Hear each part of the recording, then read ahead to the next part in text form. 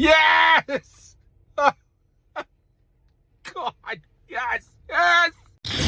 Get in on the action this season with Underdog's Pick'em game. Select higher or lower between 2 and 8 players and compete for up to 325 times your entry. Use code DIRECTOR when signing up to receive up to $1,000 in bonus cash and a free pick. Yo to Bolt fam, it's the Director. Chargers fans, we finally did it. The Los Angeles Chargers welcome in their newest player, Mekhi Becton, guard formerly of the Super Bowl champs Philadelphia Eagles, playing a position that most desperately needed to be upgraded by the Los Angeles Chargers, a position that was exposed during the AFC wildcard game versus the Houston Texans, a position that has caused Chargers fans much stress in hopes that it would be addressed much sooner rather than later. And lo and behold, after much, stress and anxiety and panic and doomsday, vibes among the Chargers fans, we finally landed probably one of the better guards you were going to find in terms of value. In free agency, the Chargers' very big trend of not overspending found a way to get their guy, while also following the formula that Joe Ortiz is putting in place, not overpaying, but bringing in value. It's a big signing. It's what we're going to talk about in today's episode. One that brings a lot of joy and happiness and optimism to the fan base, which is much needed at the time. Before we do start breaking this down, man, shout out to the sponsor, Underdog. Use code DIRECTOR to receive up to $1,000 in bonus cash. Newcomers, take advantage of the offer on screen. Before we do get started, hit us up with a like and stub. If you do enjoy this Chargers content, 1 minute time, you guys take the like, sub, and bell notification. Helps me out a lot. Let's get into it. Lights, camera, action. Who's got it better than us? Into the end zone, Charger fans are witnesses to history.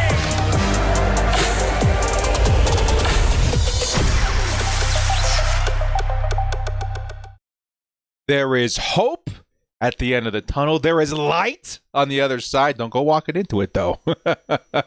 Chargers. Now we're cooking. Now Chef Ortiz is officially cooking. We got ourselves probably the biggest signing so far outside of Khalil Mack on the roster. Mekhi Becton.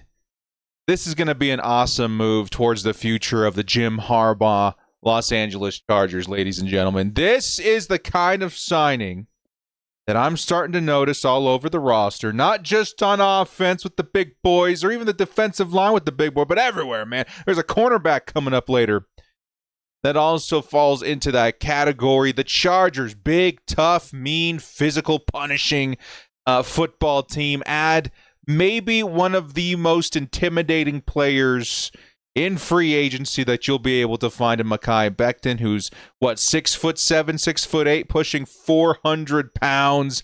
This is a behemoth, a monster of an offensive lineman, the kind of offensive lineman that we're all knowing and very sure that Jim Harbaugh's pounding the table to get in LA, and one that screams identity fit for the Los Angeles Chargers and what they're trying to build with the Greg Roman, run it hard, run it powerful, kind of offense that they're trying to build there. They picked up Najee Harris, who's going to be awesome guy. Honestly, guys, I put a floater out there probably mere hours before the Najee Harris signing happened, and if we'd be happy with it or not, if it's something that maybe the Chargers should shy away from. Well, not a lot of people super happy about the potential of a Najee Harris, but I'm here to tell you guys this, man. Najee running behind what we are building, what the Chargers' vision is going to be fantastic. The run style that he has, the power that he has, because again, another big signing, Najee Harris in terms of size. The dude's 6'1", 240 pounds, massive running back. Hard runner, very consistent. Consistency, a big key, what we're going to talk about today as well. What he brings to the table is going to translate. A lot of people, talking about this signing of Najee Harris and the potential, really did agree on the fit. The fit was undoubtable. What your emotions be on the yards per carry average or whatever, the fit was undeniable. And now adding an offensive lineman, which we call the tip of the spear, Jim Harbaugh. We call a weapon on this offense. Adding a player like Mekhi Becton just pushes you further into the future of what this team is going to be. That pairing is going to work. I'm telling you right now. Go watch the Mekhi Becton if you can find them. I'm sure the Chargers are probably, finding some highlights as we speak to put on their YouTube channel. But go look at some Mekhi Becton highlights if you can find them. There's a running back in Philadelphia by the name of Saquon Barkley that a lot of people are talking about this year. Especially if you played fantasy football and drafted that guy in the first round, you are a very happy camper. Part of his success undoubtedly comes from the effort of his offensive line, which the entirety of the Eagles' offensive line is awesome. We're going to go ahead and say that's one of the biggest reasons they likely win the Super Bowl, and their offense is so good. That O-line is superb. But Mekhi Becton individually does deserve a lot of credit to how well Saquon Barkley's season ended up. Of course, Saquon, an awesome talent, a very unique and special talent that doesn't go, to bury that fact any which way. But when you watch Mekhi Becton work and you see the kind of impact that he has on the run game, it becomes pretty obvious what the Chargers are trying to do. Here's one, right? Here's Saquon Barkley. Yeah, we're all very excited and very, aware of his game. But look on that right side, man. Boom! Mekhi Becton says, "Get down, Mr. President." Here it comes, baby. Saquon Barkley to the house. Now, you're not going to see a Najee Harris, sprint to the end zone as often and as quickly as Saquon, but man, the kind of power, I'm telling you guys right now, man, Saquon, or just say Najee Harris, and the kind of power that he provides, you put that behind Mekhi Becton, a running back that almost never goes down, through first contact. He's breaking tackles, and then you give him the lanes that Mekhi Becton was offering Saquon Barkley last year. Watch out, man. This offense all of a sudden has a lot of potential, and it fixes, again, not completely, but it begins to put a fix to one of our biggest worries and anxieties this offseason is that offensive line. We got to fix that offensive line. Well, this fit was perfect. The money ended up being perfect. Mekhi Becton signing a 2-year, $20 million contract. Cap hit this year's likely going to be between $5 and $10 million. So we'll say we'll cut it 7.5. We'll say close to around $7.5 million. Probably you expected the cap hit to be. Very good, very nice. Excellent run blocker. Not a bad pass blocker. Could work on it a little bit, but definitely the kind of guard that this team is looking for. And a good start to fixing a position that most desperately needed it on this Chargers offense. We'll talk more about the next step that they can take here in a little bit. But moving on, man, congratulations, Chargers. This is definitely going to be up there for me, like an A-. There's probably other guards you're looking at, you're like, oh, man, that's the guy. But, dude, everybody at the guard position was being overpaid. Will Fries, as great as he could be, way overpaid. Everybody's being overpaid. Maybe except for Kevin Zeitler, which would have been a good signing too. But Mekhi Becton, there's a very fair contract for both sides, it would feel. But certainly one that fits the Chargers' objective and really fits such a fit for scheme and system and money and everything that could come from it. Just smashing. I'm going to give it an A. I'm going to give this grade of an A. We've already graded the rest of the signings if you guys want to take a look at my previous video. But we're going to talk about one that I didn't have much time to talk about in my last one because it happened just as my live stream concluded on Bleacher Report. It was Mike Williams. I'll take a small second to talk about this signing and the potential that it brings to the offense this season and why I think it's such a good move by the team. Listen, Mike Williams, 30-year-old wide receiver, doesn't separate especially well, has a very specific angle to his game, right? The 50-50 ball, the contested catch freak, right? On any other team, you could probably say, It's a whatever. Probably at the same level of a DJ Chark signing that we had last season, right? But you bring him onto this team specifically, and you pair him up with Justin Herbert, where they already have pre-established chemistry. We know Justin is going to float the ball to Mike Williams. We know those attempts are going to be made. We know the kind of success rate behind Herbert to Williams looks like. It's a completely different story. Mike Williams to the Los Angeles Chargers is a much bigger move than Mike Williams to any one of the other 31 teams in the NFL. This is significant, and it solves a huge problem for the Chargers via perimeter receiver. Of course, he's not going to be, DK Metcalf or some of the other options that the Chargers were maybe looking at this offseason, but he's going to serve a big purpose, man. Like, you cannot let Mike Williams, with Justin Herbert specifically, free on the sideline. You can't let him do whatever he wants. You're going to have to put somebody on him, and it's going to honestly free up a little bit more of Lad McConkey this season. So Mike Williams, to me, some people will say I'm probably reaching with this grade. I'm not. I think this is honestly like a B+, an A-. I'll say an A- signing by the Chargers, considering especially that it was only, up to $6 million, probably somewhere in the range of a $5 million contract for this year. Screaming deal, and one that I think is going to work out beautifully for the team.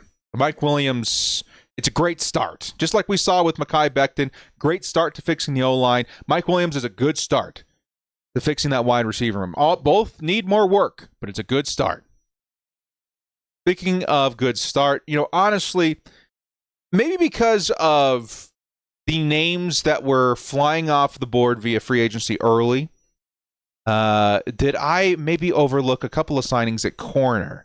Dante Jackson and Benjamin St. Juste, both of these guys being signed, I think, the same day. The Chargers got some corners on the roster, which, let's be fair, it's a position of need. It is. Without Asante Samuel, and, of course, Christian Fulton going to the Chiefs, and question marks. We didn't know what this position was going to look like. And then we get two guys that are more or less like, okay, maybe he's not. What are some of the higher ones this offseason? Rasul Douglas. Maybe he's not Byron Murphy. But we got some guys. And I got looking into them. I think at times grades can be misleading with any football player in any position, but especially with guys like Dante Jackson in particular. I went looking at a bunch of his games, a bunch of his plays, and I understand exactly why he's on this roster. This was actually after I did my grades video last week or a few days ago. This man is on the roster because he has got what I like to call the spidey sense. He's got that, like that tingle before, danger is afoot, before, something's about to happen. And he puts himself in position to capitalize.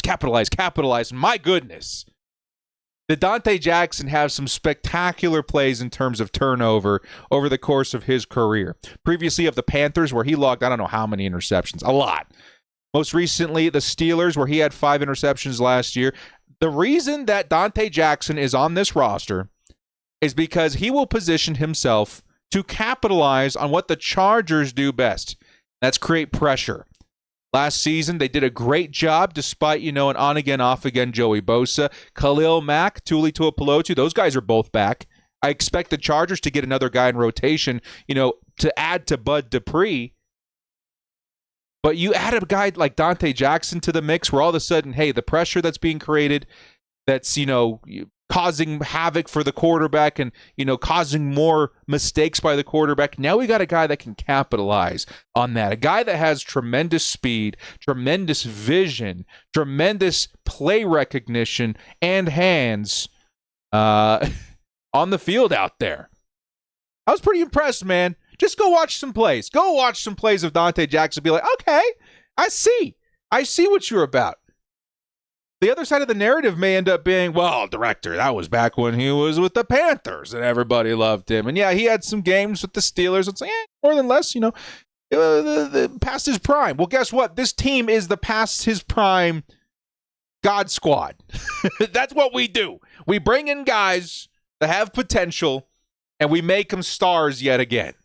The Chargers, they're gonna be a team, man. They're gonna get this Dante Jackson guy up to speed, and mark my words, man. You're gonna see you're going to see some good results of this guy. I'm feeling very good about Dante Jackson, the signing, after doing a little bit more digging, and I think that's going to work out just fine. I really do.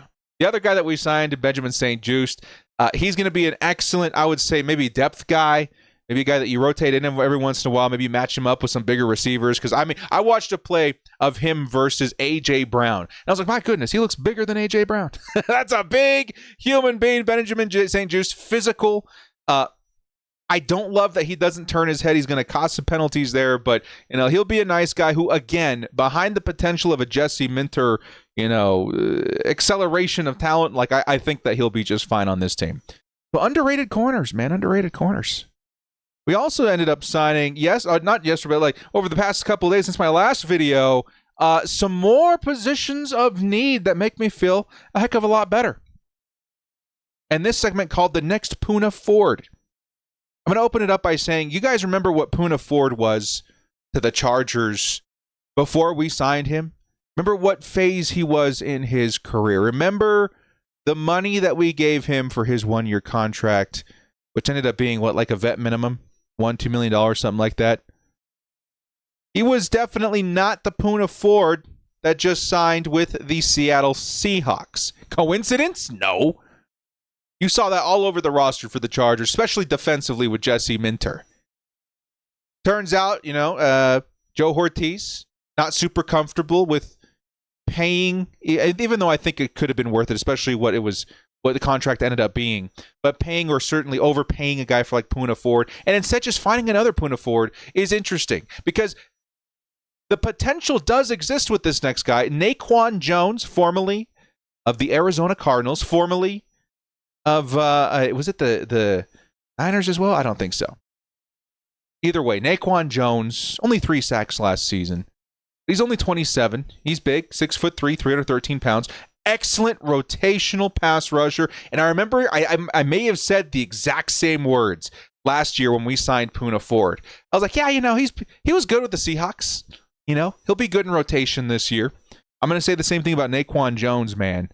And, who knows? I'm not expecting him to step on the field and see the same resurgence as Poona Ford.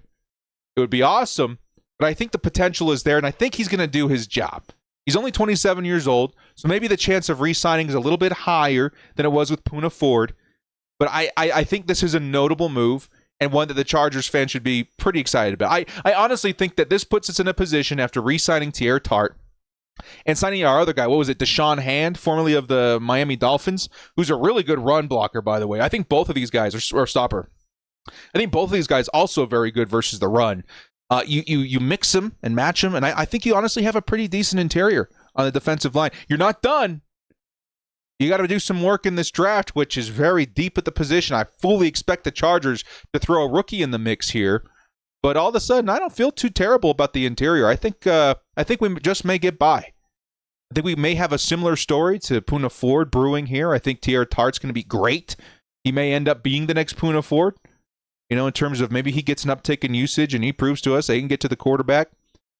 Throw a rookie in the mix. I think you're looking pretty good. Looking pretty frosty. All right? Next signing, I did want to note it before we moved into the later part or the latter part of the video. Del'Shawn Phillips. Wanted to give a nod to him. Special teams ace.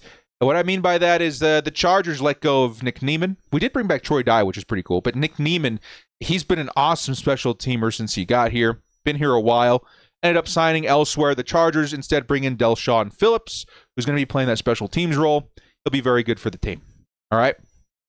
Lastly, to close out this video, some names that could help. Some names that the Chargers would be very wise to sign to help, shape up and round out some of the signings they've already made. Because to be honest, the Mekhi Becton signing is amazing, but we're not done. And just like I said with him, like Mike Williams, same thing. Mike Williams, great signing, but we're not done. We got more work to do. And to help do that, here are some names that I think could certainly help round out the roster before going in to the draft, where you're going to want some flexibility. One constant that we saw last year, which I'm fully expecting to see again this year, is BPA, pursuit of talent. maybe even the desire to trade up for guys like we did last year with Ed McConkey. We have a lot of capital to do so. We got something like 4 6th-round picks. I'd be shocked if we didn't make at least one move. But you want to round out the roster, feel good about it before heading in there. And I think there's some more work to be done. I think starting at wide receiver, you still need to sign one more wideout before going into the draft. You can still sign a guy like, let's say, Stephon Diggs, Amari Cooper, and yes, Keenan Allen, who was talked about yesterday during Mike Williams' presser. He says, I don't know, man. It'd be great. I don't have much to say, but that would be great. He's my guy. We spent an awful lot of time together. I think you can still sign a guy like that, and then if you wanted to, still go draft a Matthew Golden or, a Jack Besh or something, right? I think it's still possible to do that, but you need a separator. You need a separator big time. And funny enough, this is where the age factor works in favor of the Chargers. Separators, particularly good ones, can play into their mid-30s.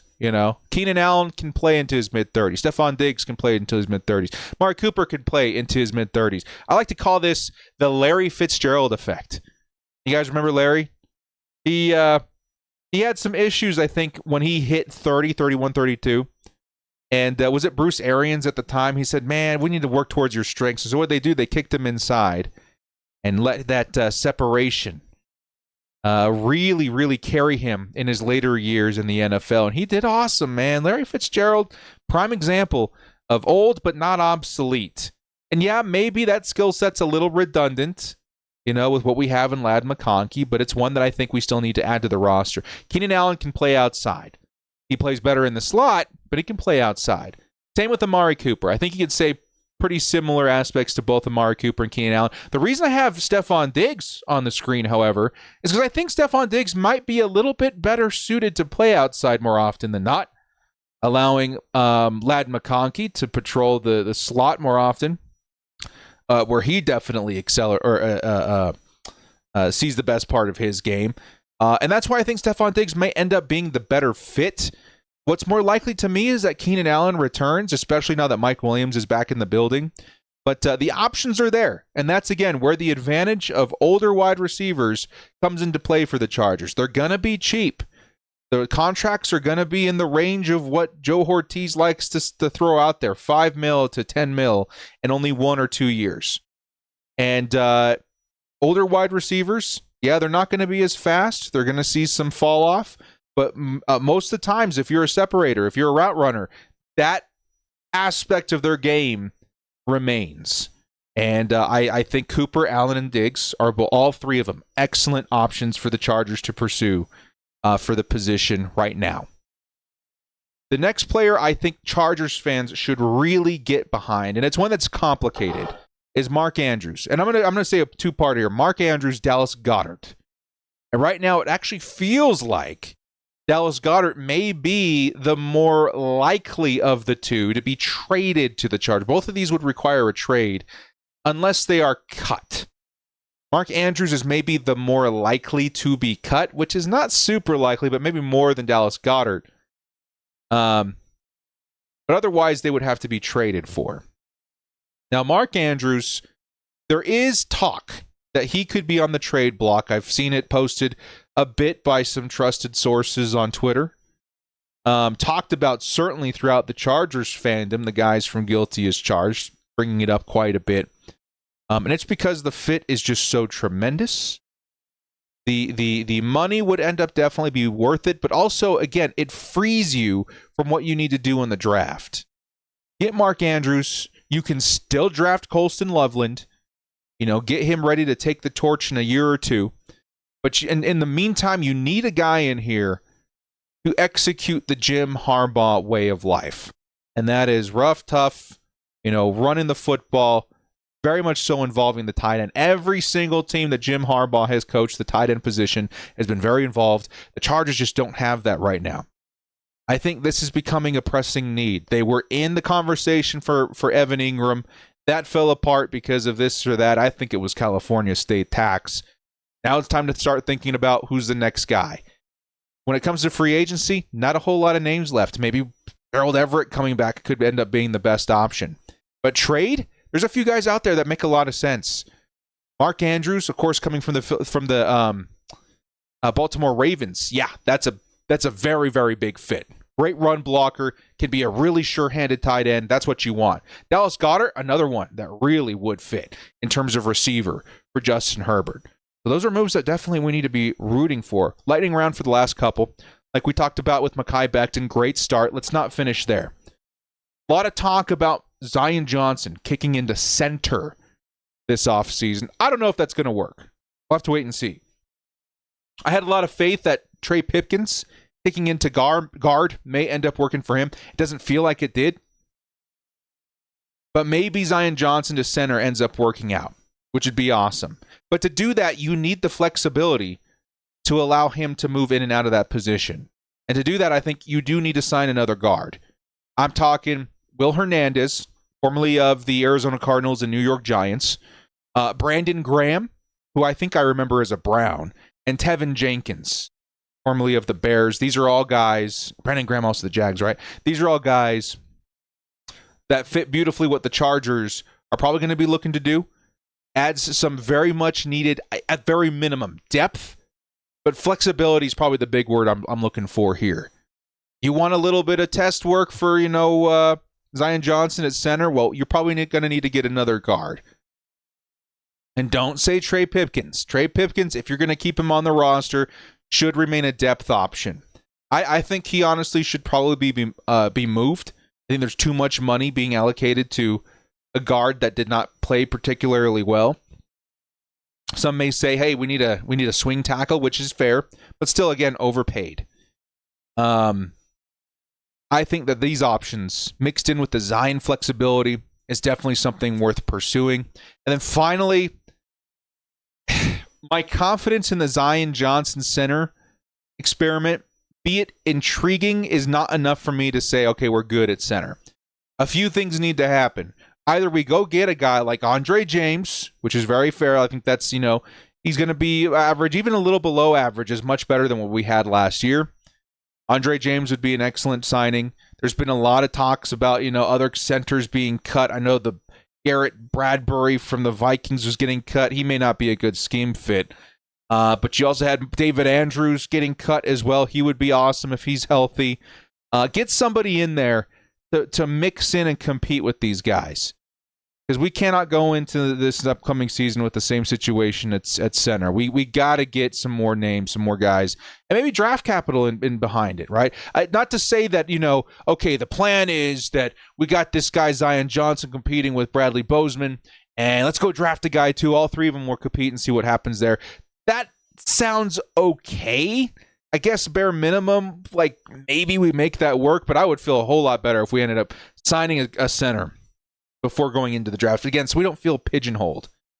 Which is funny, though, because like some of my favorite mid-round guys happen to be center and guard, So I would hope and expect the Chargers to sign at least one. There's Tate Ratledge, who I think would be an insane fit for this team. You could probably find him in the third or fourth round. And he plays guard or center. You got Jared Wilson, at center, who would be a great draftee in the third round range, There's going to be some guys that fit. And I would hope that we get as many of these positions taken care of as possible so that we can be very flexible in the NFL draft and have that freedom just to get the maximum value like Joe Ortiz likes to do. Last honorable mention, I wrote it down, didn't grab a photo. Edge is probably going to need at least one signing as well here soon. I had Azeez Ojulari as a definite fit if they wanted somebody to play the Bud Dupree role last season. But I also thought it might be kind of fun to bring in another vet like Von Miller just to play that very limited role, similar to Bud Dupree did last year. I think it would be fun. Well, guys, thank you so much for joining me. This has been The Director. If you like what you saw here, hit us up with a like and sub on your way out. We'll see you next time. As always, bolt up, stay frosty, and all praise, man. All praise Ortiz.